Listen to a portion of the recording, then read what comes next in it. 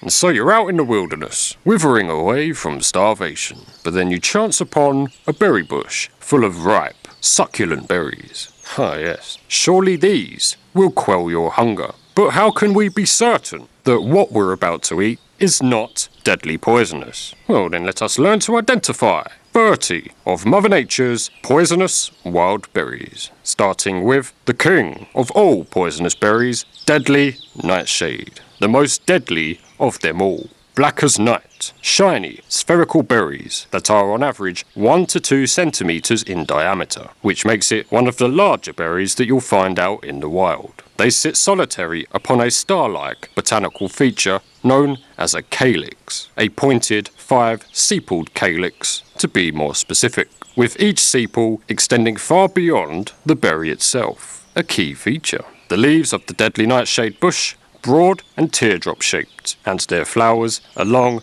bell-shaped purple flower. How poisonous are they? Half a handful is a lethal dose for an adult, 1 or 2 berries for a child or a dog. So most certainly worth learning to recognise, if not for your own sake, then definitely for the sake of others. The toxin responsible for its lethality is solanine, consumption of which will result in symptoms such as vomiting, agonising stomach cramps, delirium, spasms, and convulsions. If there be one takeaway from this video, let it be the identification of deadly nightshade.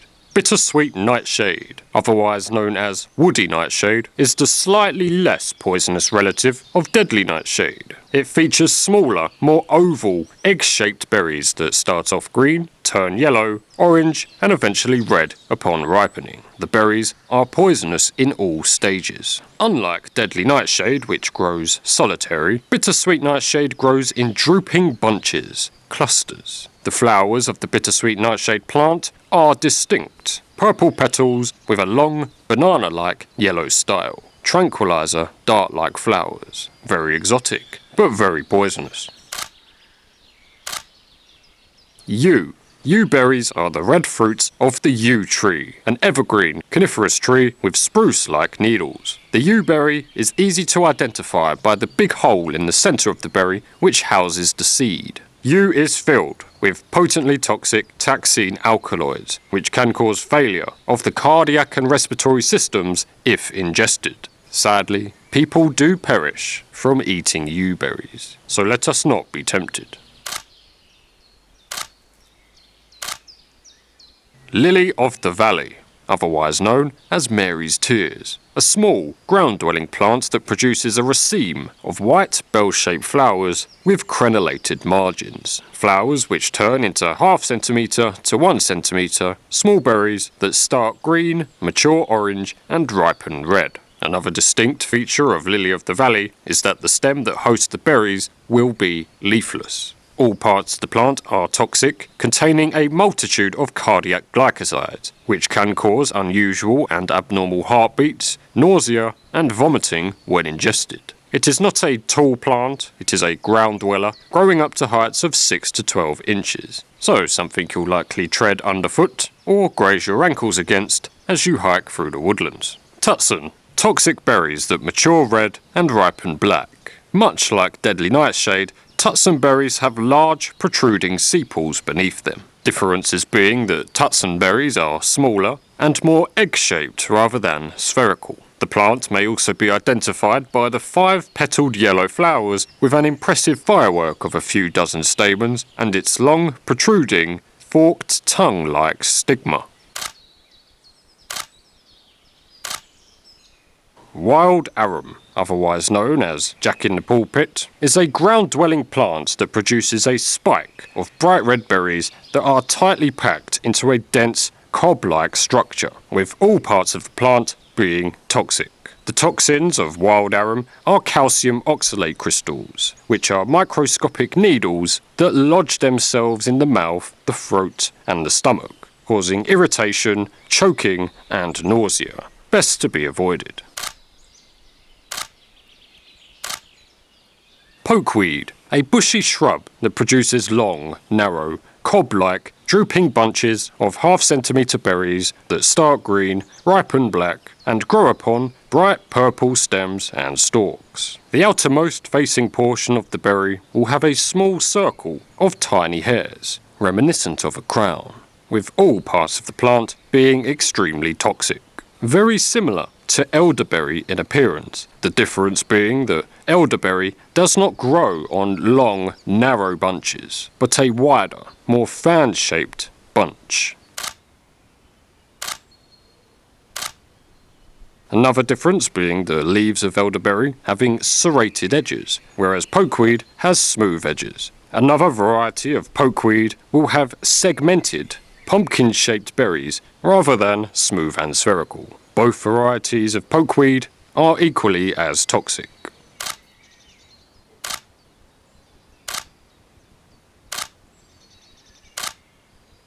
Cotoneaster, a bush that produces long, narrow, tendril-like branches that are covered in leaves that are not that much larger than the berries themselves, a key feature. The berries themselves ripen to red, are ½ centimetre in diameter, with a 5-pointed star-like marking on the bottom of the berry. The poisons of the Cotoneaster berry are cyanogenic glycosides, which release cyanide into the body when ingested. Nausea, vomiting, and agonising stomach cramps are what's on the menu here.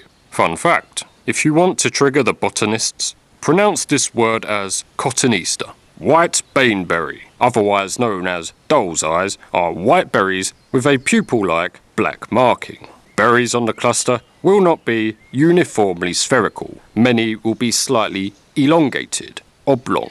The berries grow on a pokeweed-like long, narrow raceme of reddish-purple stalks. Everything about this plant just looks poisonous, and indeed it is, full of cardiogenic glycosides. Consumption of these berries can lead to cardiac arrest. So, let's not eat the white baneberries. Red baneberry, a sibling of the same genus. Red baneberries share an almost identical morphology with white baneberries, only difference being the colour of the berries themselves and the colour of the stalks. Red baneberries having green stems rather than reddish purple. Red baneberries tend to be quite short bushes, low to the ground. Would be unusual to find them growing beyond knee to waist height. That feature alone can help aid in identification. The densely packed raceme of berries give it a similar appearance to wild arum, the main difference there being the thickness of the main stalk.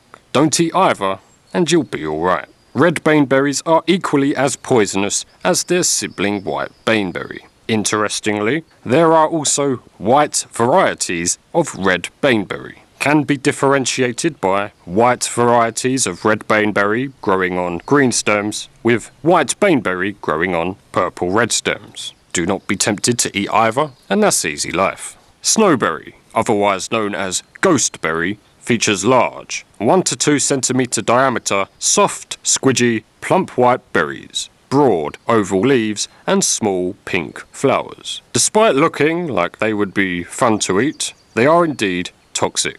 Snowberries have ornamental value. They are a popular choice for garden plants, so they can often be found around the neighbourhood as well as out in the wild. There are also pink varieties of snowberry which look delicious and magical, but are unfortunately just as toxic.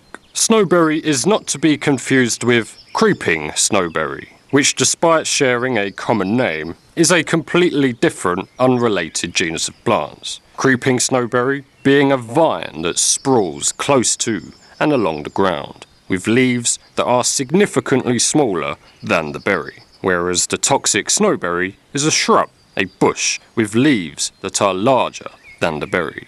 Oftentimes, discerning between look-alike species comes down to leaf shape and leaf size. Tricky business. Black bryony, a soft, green, creeping vine, as opposed to a hard, woody branch, so is often woven amongst the branches of other bushes. The berries begin green, turn yellow, orange, and eventually ripen at red. One cluster can have berries in multiple different stages of colour, so they are a colourful and attractive set of traffic lights, but filled with toxic calcium oxalate crystals, so irritation to the throat and the internal organs is what's on the menu if you were to make the mistake of eating black briny berries. The leaves are broad, heart-shaped and deeply grooved. February Daphne. Easy to stumble across as being a late winter to spring bloomer, there isn't much else growing at that time. A unique arrangement. The pink flowers bloom on a bare, leafless stem, with the buds of the leaves forming at the top.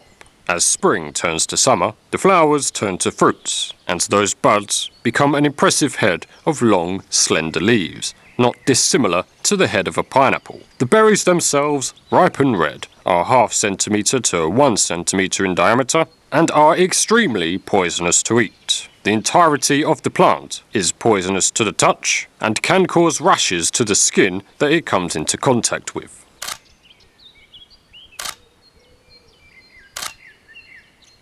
Ivy. You'll find this plant all over, in the backyard, around the neighbourhood and in the wild. Their leaves are distinct, shiny, waxy, glossy leaves with distinct veins and triangular lobes. The densely packed clusters of toxic berries are matte black, sometimes blue when they're not completely ripe, and are often white speckled, and their pointed bottoms make them resemble tiny black acorns in a sense. Poison ivy, the bane of hikers, produces leaves of 3 individual leaflets. The poisonous berries of ivy are bunches of ½ centimetre diameter, tan, beige, straw-coloured berries, which fortunately are not attractive to human senses, but are fan favourites amongst the wildlife. Brushing against the leaves of 3 of the poison ivy plant can result in irritating rashes, so avoid eating and avoid touching. Common dogwood. Small ½ centimetre black berries that grow in bunches upon red stalks. Upon closer inspection, the berries are slightly speckled with fine hairs, which make them irritating to eat. Their colour is more matte and flat, not shiny or glossy like pokeweed or elderberry. Some say the berries are toxic, some say they are edible in small quantities, but either way, their taste is unpleasant and bitter, so best left alone. In the winter, once the leaves have fallen, those bright blood-red branches are a beautiful and colourful addition to an otherwise barren, lifeless landscape.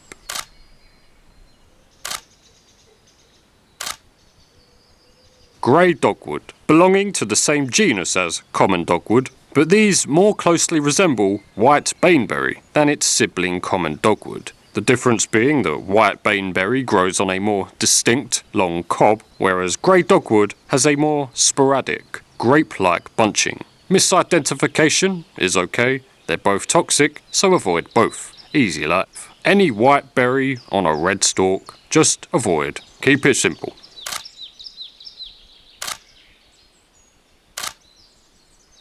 Fly honeysuckle. What makes this plant easy to identify amongst the multitude of toxic red berries is those shiny, glossy, 6 to 8 mm diameter red berries tend to grow directly between 2 opposite leaves. The berries usually in clusters of 4, but that's not a hard rule, and the leaves being broad, oval-shaped and unserrated.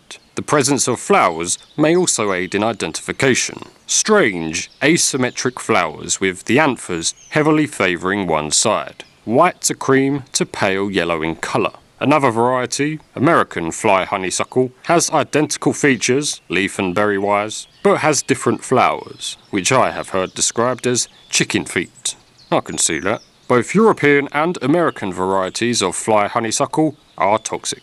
Another variety, known as Tartarian honeysuckle, has toxic, ripe at orange berries, the berries being slightly translucent, striations visible upon closer inspection.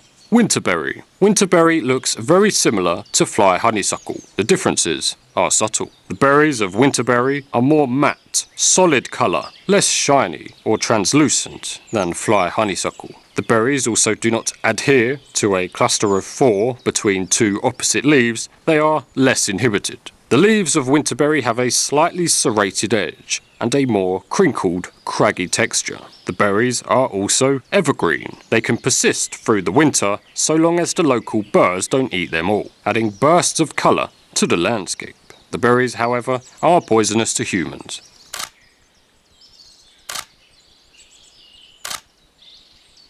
Box honeysuckle, like something out of fantasy. Shiny purple berries that resemble a glass marble, 5 to 7 millimeter in diameter. Lovely though they may look, the unfortunate reality of the situation is that they are poisonous. The foliage, similar to that of Cotoneaster, long, narrow tendrils of branches that are populated with leaves that aren't that much bigger than the berry themselves. The glassy berries are slightly translucent, so when backlit, the seeds inside the berry are clearly visible.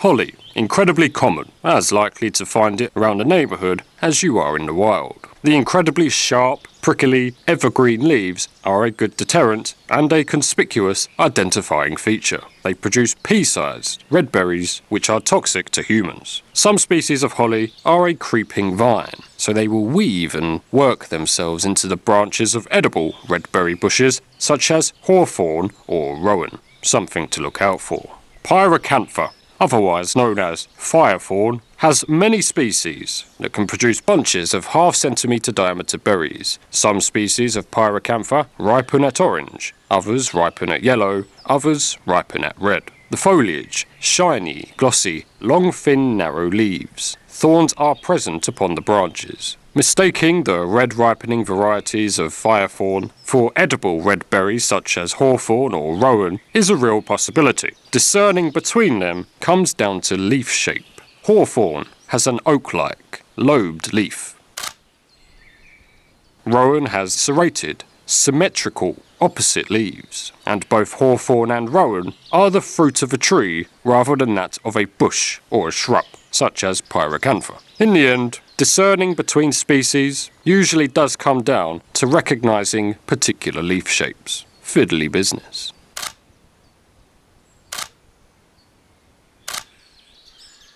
Spindle, or spindleberry, is an interesting plant that produces oddly shaped, segmented, deformed pumpkin-looking pink fruits. The pink is in fact an outer shell that eventually opens out and unfolds, revealing ripe orange berries within. These berries are toxic to humans.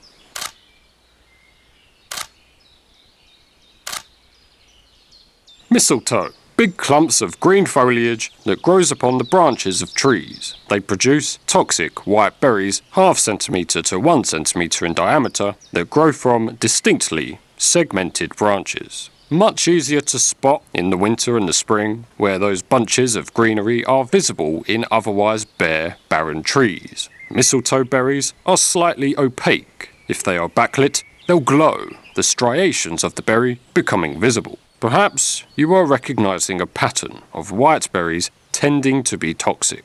This is true in more cases than they are not. One notable exception to the general rule of thumb being the white mulberry, which doesn't look appealing. It looks like a clump of maggots, but is edible, safe to eat.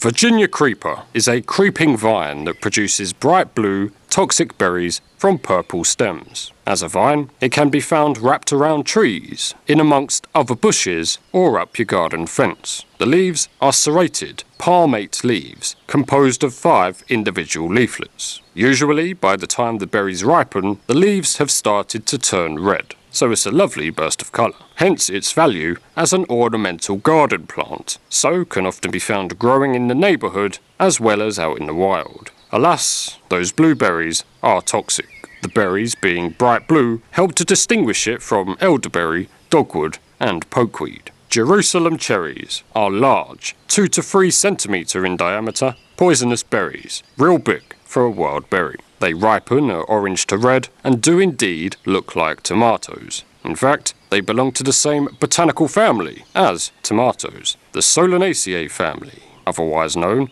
as the Nightshade family. Deadly nightshade, bittersweet nightshade, Jerusalem cherry, tomatoes, they are all siblings belonging to the same family. the flower of Jerusalem cherry, are similar to those of bittersweet nightshade. 5 white petals with a long, dart-like style. Yellow jasmine. Sometimes you'll pass a hedgerow that is adorned with 5 to 6 petaled yellow flowers that have a deep hole in the centre due to its trumpet shape. This is yellow jasmine. The flowers will turn to fruit, 1 centimetre spherical, shiny, toxic black berries. The berries look almost identical to deadly nightshade in shape, size and colour. However, they lack the protruding, star-shaped calyx. The leaves also being long, thin and lance-like, as opposed to deadly nightshade's broad and oval-shaped leaves. As a general botanical side note, yellow jasmine flowers can be easily confused with forsythia, which has a similar, deeply cavernous, trumpet-shaped yellow flower, but the difference between them is forsythia has 4 petals rather than jasmine's 5 to 6. That's a fun fact. The Devil's Walking Stick, named after its stalk which is smothered in thorns. Segments of the branches divided by a distinct ring of thorns. A key feature that helps distinguish it from lookalikes. The plant produces large bunches of roughly 5 to 7 mm diameter shiny black berries. And much like pokeweed, elderberry and dogwood, these berries also grow upon reddish-purple stems. The heads that host the berries resemble an exploding firework, a distinct feature that helps to separate it from lookalikes. Perhaps you are noticing a pattern. Berries that grow on purple stems tend to be toxic. This is true in more cases than not. The size, colour and arrangement of the berry cluster make these look almost identical to elderberries. Most deceptive. American bittersweet. Despite sharing the name of bittersweet, they are not related to the nightshade family of bittersweet. This is a separate genus. The fruits start out encased in a yellow, nut-like shell with a long point on the bottom. This casing eventually opens out, revealing the ripe, toxic red berry within, similar to spindle in that regard. The nut-like shell, remaining as a large, protruding, calyx-like feature, will eventually drop off, leaving the red berries behind.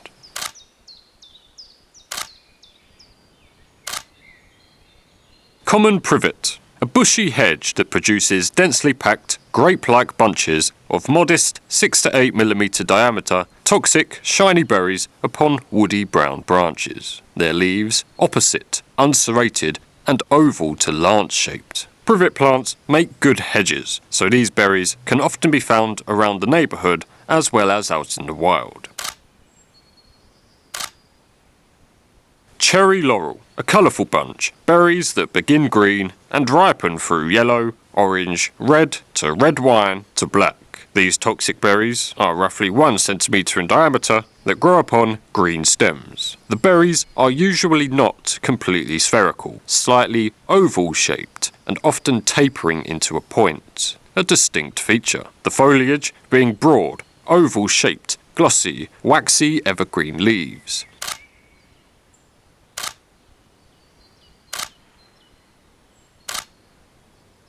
Spotted laurel produces ripe red berries that too are more oval and oblong than they are spherical. But the main feature here is the camouflage patterned, blotchy, diseased appearance to the leaves, makes them very distinct. The berries are poisonous to humans, which just means more food for the birds.